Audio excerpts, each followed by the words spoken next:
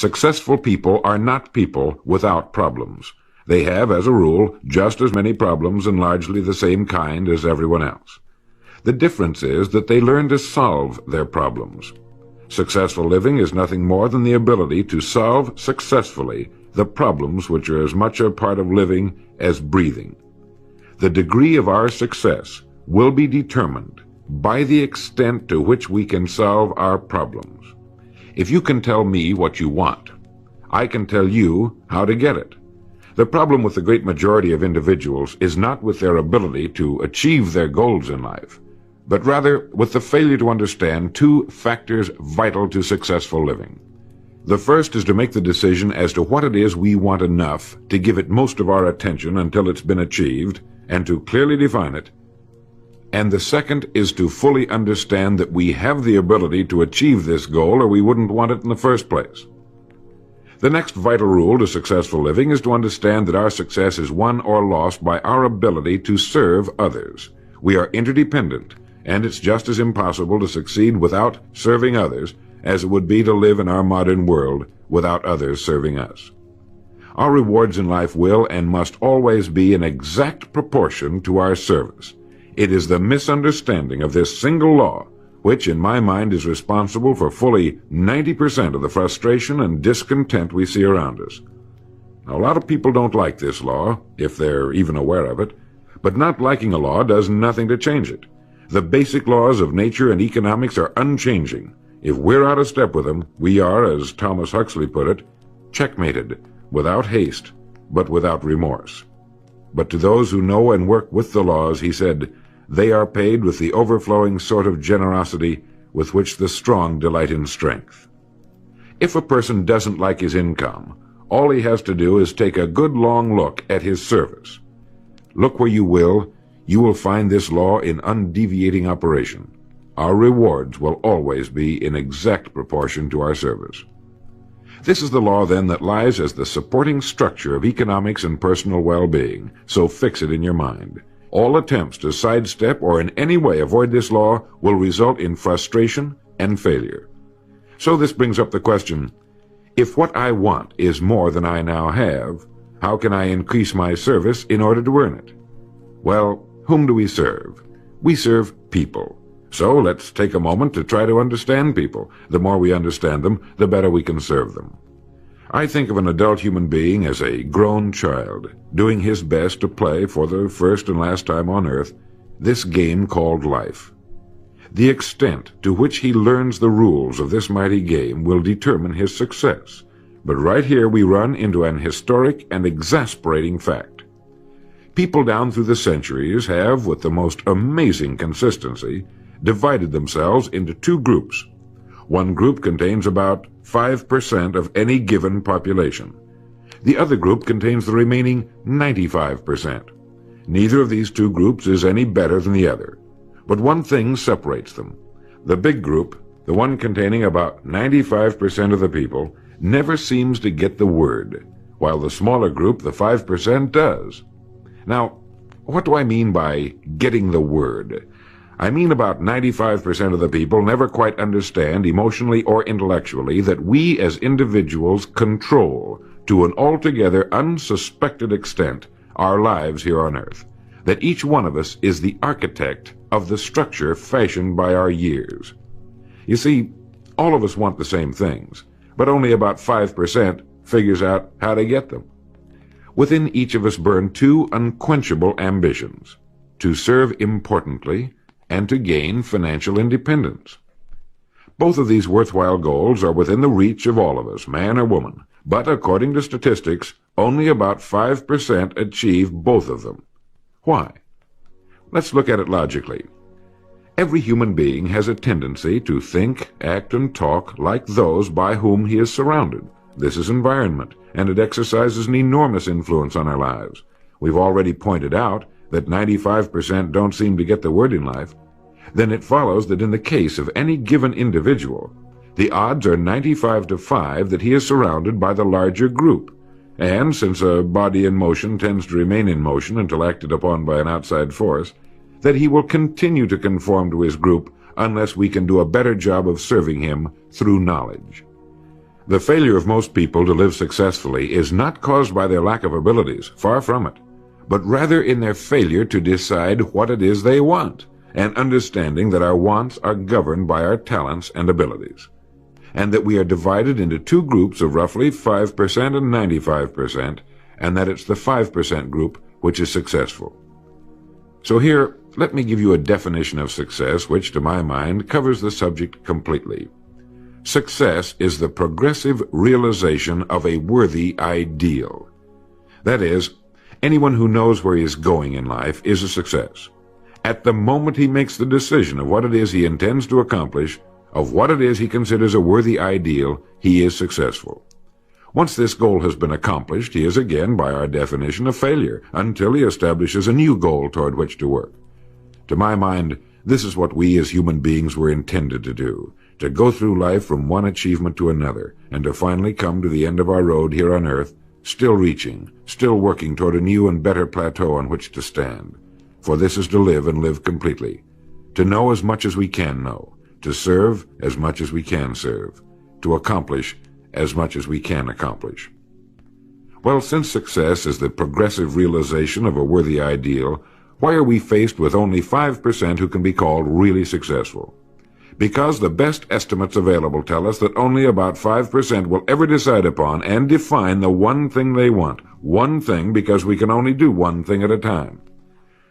To my mind, the story of a person's life is the story of a quest, a search to which he devotes his life. We know that the happiest people on earth are those who know exactly what it is they seek and set boldly out to find it. And while we're all dreamers, the fortunate ones are those who have found a dream so exciting and worthwhile that they'll devote a part or all of their lives to making that dream come true. But while all dream, by far the great majority, that 95%, never realizes that a persistent daydream is often the point on which we should set our compass, the place toward which it is meant for us to journey.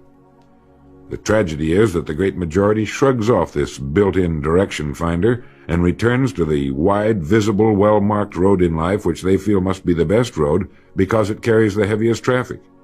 Well, let's make this point clear. The road in life with the heaviest traffic is not the best road to follow, for it is the road of the 95%. It is the road with no more opportunity and with 19 times as much competition. Of all the billions of human beings who've lived on Earth, all great advances, all great ideas have come from just a handful, a few thousand out of billions. Now, how have the people as a group reacted to the great ideas? Every great leader and thinker, from Socrates to the Wright brothers, has been scorned, ridiculed, poisoned, imprisoned, stoned, pilloried, burned at the stake, or crucified. Mankind as a group has made a consistently grisly game of tormenting his saviors. Why?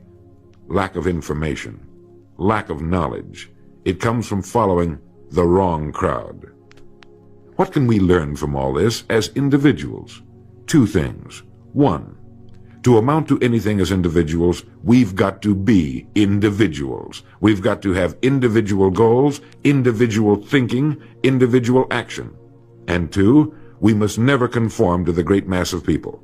We must love them, help them, for our joy and success will be determined by the extent to which we serve them.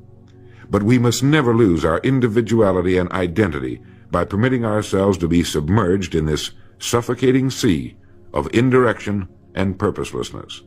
There's nothing wrong with emulation. In fact, it's a good idea, so long as we emulate a person who represents that which we wish to become, but never the crowd, never the 95%.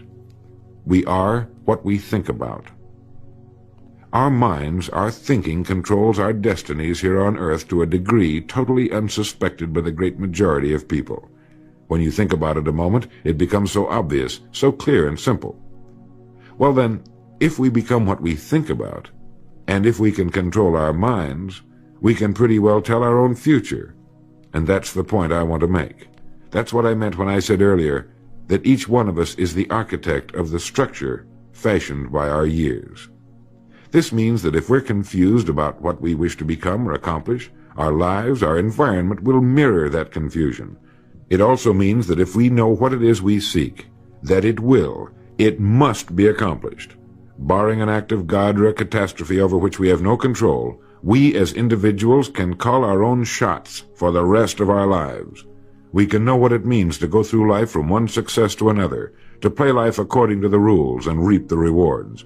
We can know what it means to have peace of mind and live calm, cheerful, successful lives. You are at this moment the sum total of your thoughts to this point, for there is nothing else you can be. And 5 years from now, you can be and have anything you set your entire mind and heart upon. Succeeding in life has always been a matter of doing that which the great majority does not do.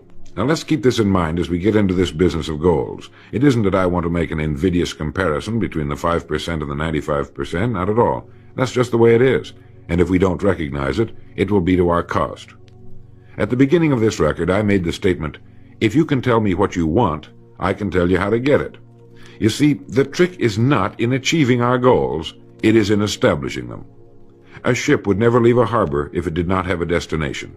An industrial plant would never open its gates if it did not have a product or a purpose.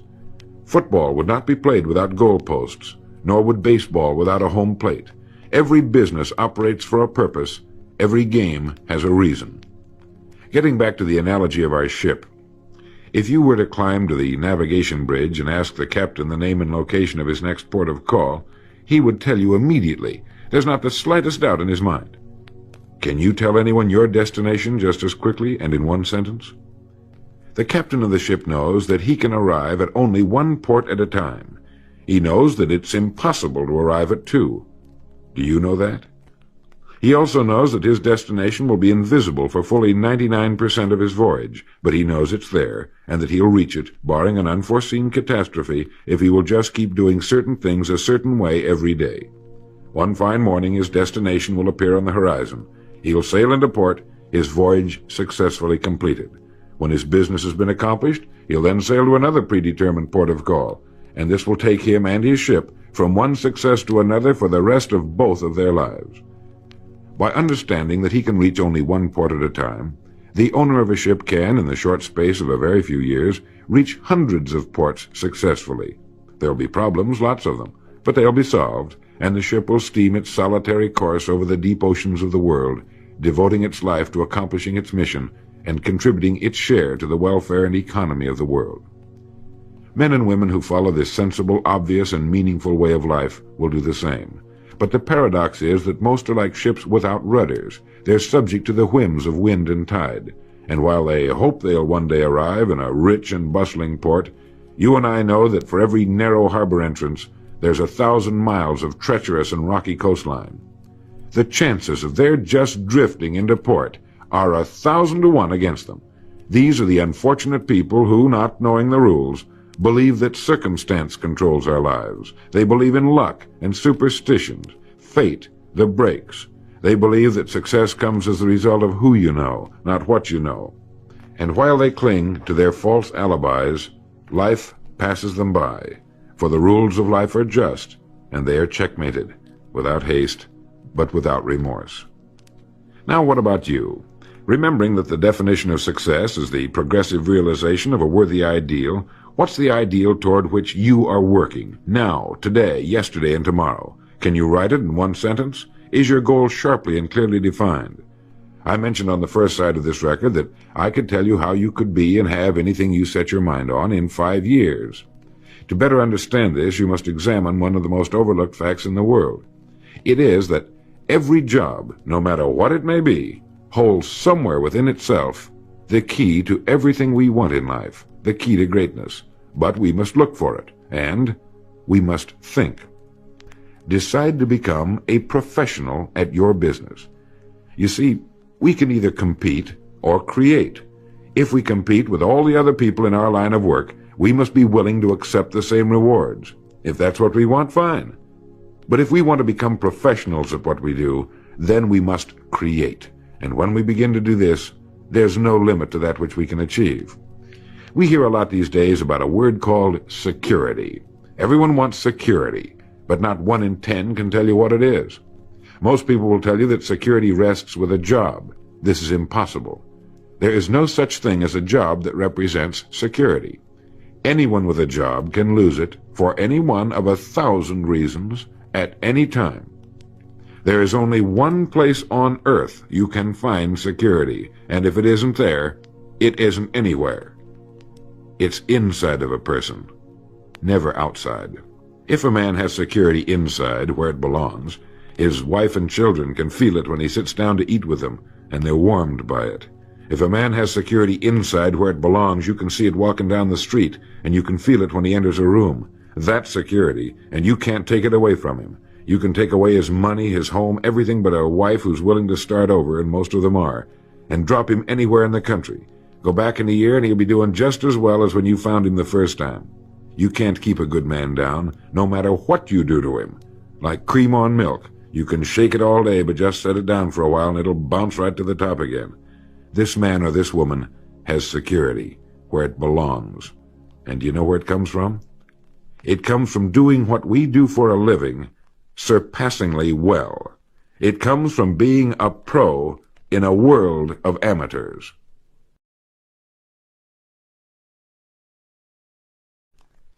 Becoming a pro isn't difficult. It comes from knowing what to do with time. It comes from knowledge, planning, and working. First, knowledge.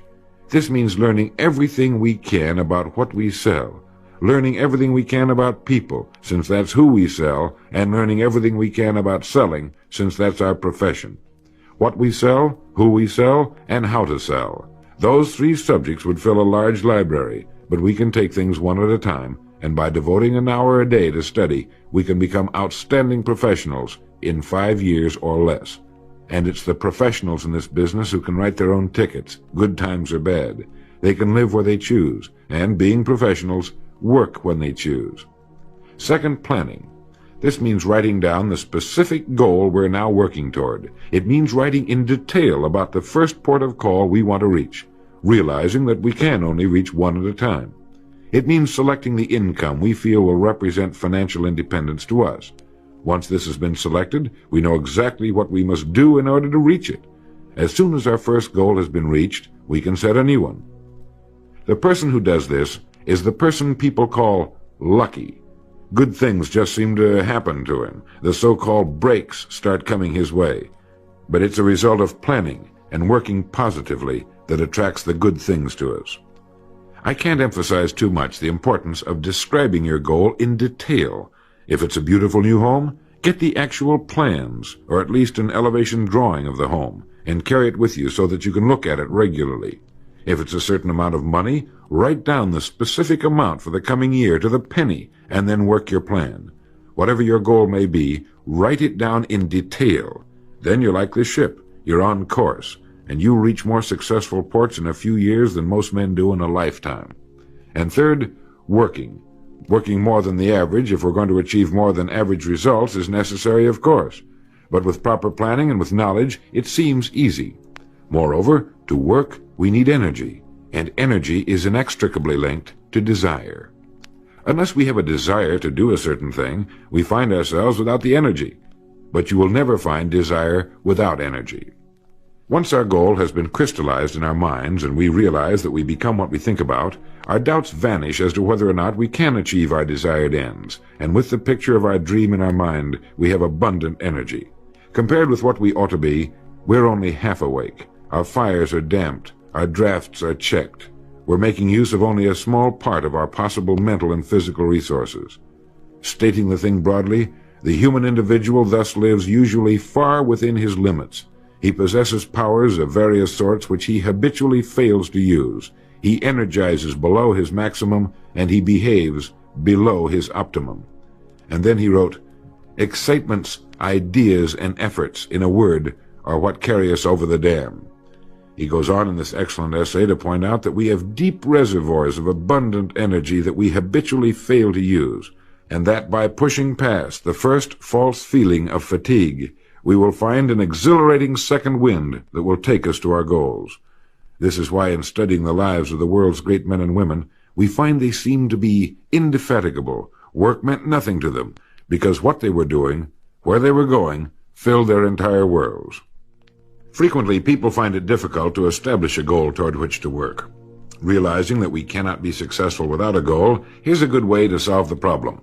Get off by yourself and where you can think without being disturbed. Then write on a sheet of paper a complete description of the person you would like to be and the things, in being this person, you would have. Once this has been done, start acting the part of the person you wish to become. Carry as often as you can a clear mental image of the person you want to be and begin to be that person. Soon this will become so knit with habit it will lead you without fail to the goal you seek. You see, when you begin to do this, you're using your greatest power, your mind, and you will become what you think about. The only thing about a man that is a man is his mind. Everything else you can find in a pig or a horse. Think about that line until you know what it means. The only thing that sets us apart as human beings is our divine minds. Everything that means anything to us, our love of our families, our faith, our dreams, our talents and abilities, our religion, everything we know, is connected to us solely through our minds. Our minds represent our hope and our future. Yet, as a rule, it is the last place the average person will turn to for help. Your mind contains riches beyond belief, but you must prospect this rich and largely unexplored continent. And the only way it can be prospected is by systematic study and systematic thinking. Your mind is like a muscle. It will develop only to the extent that you use it, no more. By devoting an hour a day to study, you're building your mind into a powerful and creative servant. If you only do this 5 days a week, it comes to 260 hours a year. That's 1,300 hours in 5 years, or the equivalent of 162 8-hour days devoted to study and research. Believe me, if you'll do this, in 5 years you'll be one of the most accomplished professionals in your field, and you'll have the world on a string. You will virtually be able to write your own ticket. The average man works 8 hours a day, about 50 weeks a year, for 40 years. That's time enough to become great at anything. The time will pass anyway. We might as well reap the rewards. So now, let's sum up and reduce the whole thing to a workable formula, a set of rules for this game of life that cannot fail to take us to where we wish to go. The first and most important thing to remember is the rule that controls our life. We become literally what we think about. This means that we must establish a worthwhile goal toward which to work, a goal that will occupy our minds most of the time. This goal should be written out or illustrated. We should look at it and restate our purpose every morning, every night, and as many times during the day as we can. We must fully understand, emotionally as well as intellectually, that whatever it is we set our heart upon will become real in our lives. We must also remember the law that lies as the basic foundation for all economics and personal well-being as well. Our rewards will be in exact proportion to our service, and if we want to get into the top 5% of the people, we must often cut ourselves away from the effects of our environment and become individuals with individual goals, individual thinking, individual actions. We must realize that our daily work contains more opportunities than we could develop in a lifetime, and that our job contains within itself the key to greatness, the road to everything we could possibly want in life for ourselves and our families. We must realize, too, that security can be found in one place only, inside of us. If it isn't there, it isn't anywhere. And the only road to security lies in doing what we do for a living surpassingly well. And lastly, that we must become professionals at what we do, and that becoming a pro involves knowledge, planning, and working.